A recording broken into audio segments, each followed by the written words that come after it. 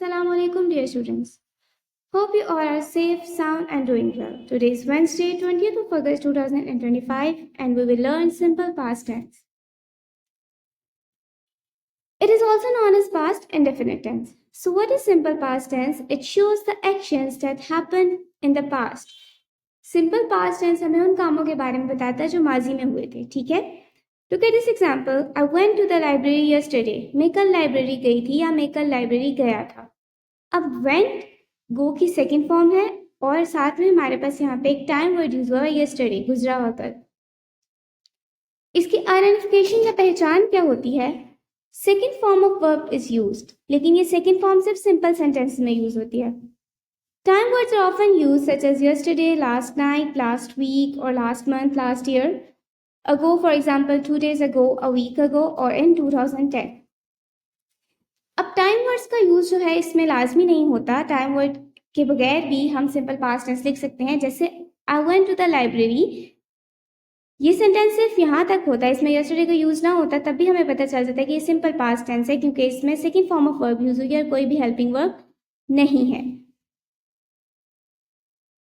Simple sentence में कोई helping verb use नहीं होता, जबकि नेगेटिव इंट्रोगेटिव में होता है.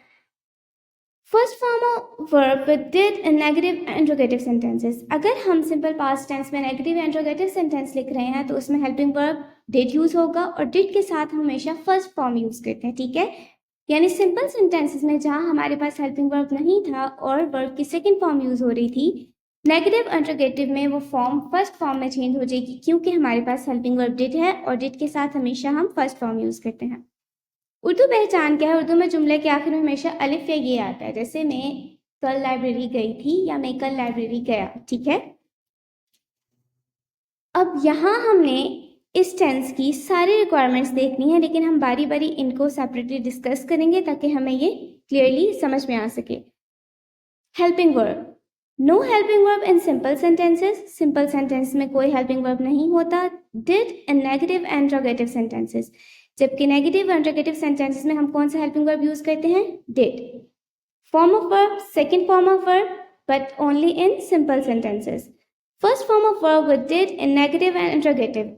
नेगेटिव इंट्रोगेटिव सेंटेंस में हम डिड के साथ first form of verb use करते हैं. Now we will discuss simple sentences. There is no helping verb and second form of verb is used. Structure क्या है सिंपल सेंटेंसेस का? Subject plus second form of verb then object. इसके examples देखते हैं. I went to school yesterday, मैं कल school गया था या मैं कल स्कूल गई थी. सेकेंड फॉर्म ऑफ वर्ब है और कोई भी हेल्पिंग वर्ब नहीं यूज हुआ यहाँ पे. सना फिनिश्ड हर होमवर्क, यहाँ पे भी देखें सेकेंड फॉर्म ऑफ वर्ब है without any helping verb. We ate mangoes, second form of verb and there is no helping verb. The cat drank milk, बिल्ली ने दूध पिया, यहाँ पे भी हमारे पास ड्रिंक की सेकेंड फॉर्म यूज हुई है और कोई भी हेल्पिंग वर्ब नहीं है. He visited Switzerland last year, यहाँ पे भी visited सेकेंड फॉर्म है और कोई भी हेल्पिंग वर्ब नहीं है. It rained 2 days ago, rain की सेकेंड फॉर्म rain यूज हुई है और कोई भी हेल्पिंग वर्ब यहाँ पे हमारे पास मौजूद नहीं है. Now let's move towards negative sentences. Negative sentences कौन से होते हैं? जो हमें बताते हैं कि कोई भी बात या कोई भी फैक्ट ट्रू नहीं है या कोई भी काम नहीं हुआ.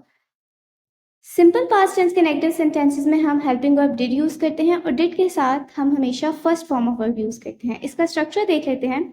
First of all we have subject, then helping verb did, then not plus second form of verb and then object.